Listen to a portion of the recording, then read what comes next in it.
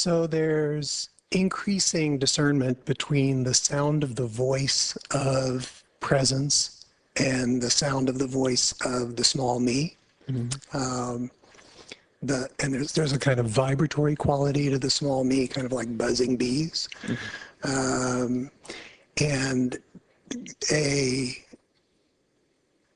certain things that the small me says I recognize immediately as that's where that's coming from now. Anything that starts with should or should not, or a kind of gaining, trying to get something. But there seem to be other thoughts that don't have that quality, even though they're thoughts. Like, I saw a beautiful contrail in the sky this morning of a jet flying by. And there's a thought about it. It seems more than just recognition, but also not problematic. Can you help me kind of shade in the difference? Well, there's lots of thoughts that are just sort of random, neither good nor bad, this or that. They're just thoughts about.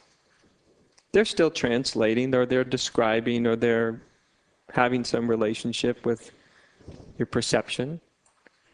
But they're sort of harmless, you could say. They're not true, but they're harmless. So there's a lot of, the mind is just full of disjointed, disconnected thought patterns. Not all of them are like heavy, sort of obvious egoic trance inducers, as you have learning to spot some of the characteristics of heavy egoic trance inducers, shoulds and shouldn'ts and things like that. Is there an overarching quality? I guess I feel it. Maybe I know the answer to that already, which is that there's a felt sense of the sticky ones. Yes, yeah, that's it. It's the stickiness. You can't. No one can say these are the sticky thoughts to you or anybody else. But in the moment, you feel them. You know the thought. You have this beautiful mechanism, a body, and it will tell you which thoughts are trance inducers because they're very sticky. And then you have thoughts that just lead to more and more thoughts. And then there's different things, and there's thoughts that are just harmless. So this distinction quality is usually available only on retreat. On retreat, you're paying attention, huh? Yeah. On retreat, you're paying attention. It's not only available on retreat, actually. It's just a matter of paying attention. Retreat highlights it because you have a sustained amount of time where you're paying attention, right?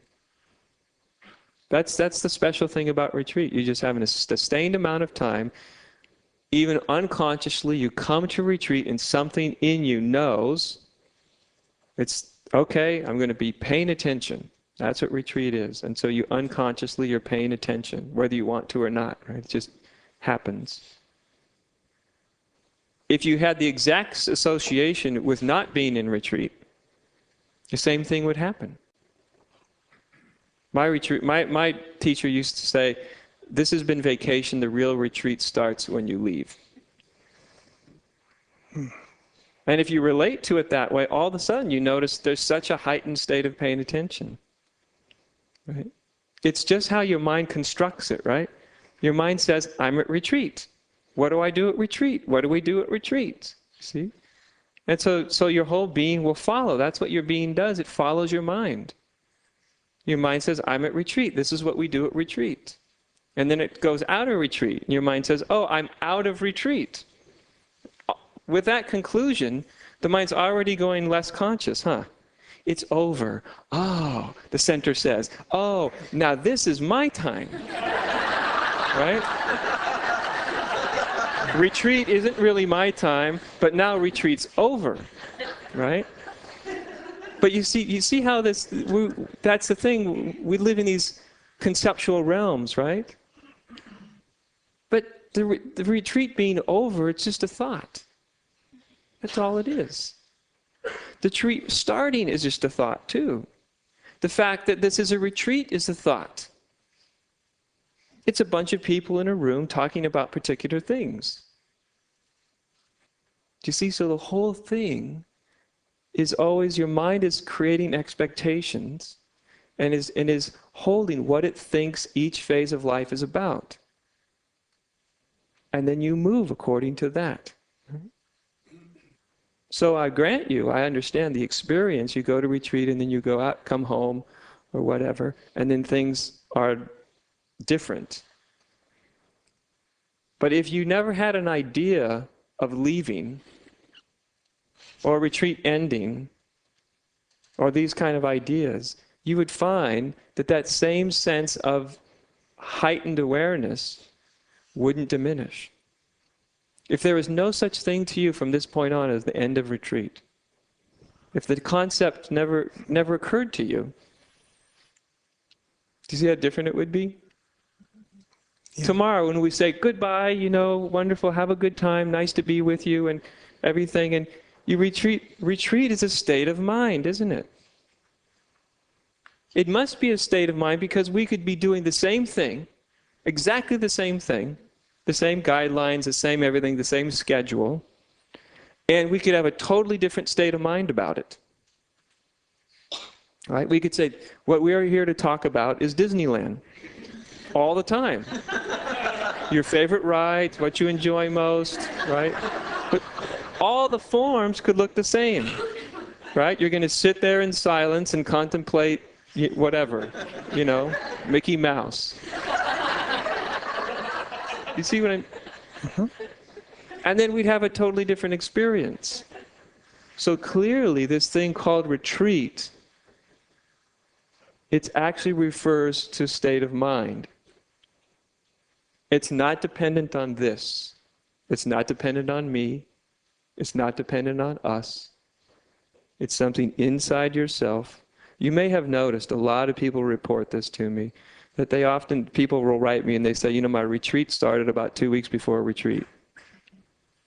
Things start to happen. Maybe some people start to get into a deeper place. Some people start to get very uncomfortable and hesitant or something, but something happens before they even show up.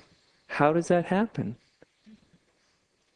Because if this is the retreat, then what was that?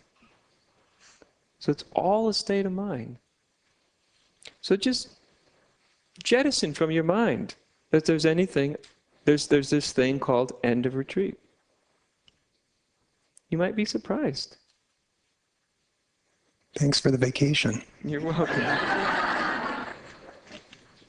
Don't you think? It is a vacation, isn't it? Yeah. This is the easy part. This is the jump start. We should actually, what this should be called is the pre-retreat. Right? Because the meaningful one is when we leave. This is the one that just kind of prime the pump a little bit.